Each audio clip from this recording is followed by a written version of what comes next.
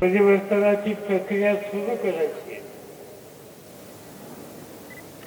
ती महानगरपालिकेची निवडणूक असेल तर त्यासाठी तर परिवर्तन करायचंच आहे. पण आज राज्यामध्ये आणि देशामध्ये जे घडतंय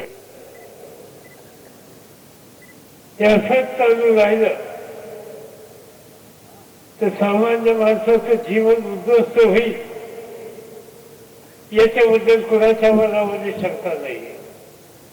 मुंबईमध्ये लोकलनी प्रवास करणाऱ्या लोकांच्या यातना या त्यांच्या राहण्यात राहणार नाही.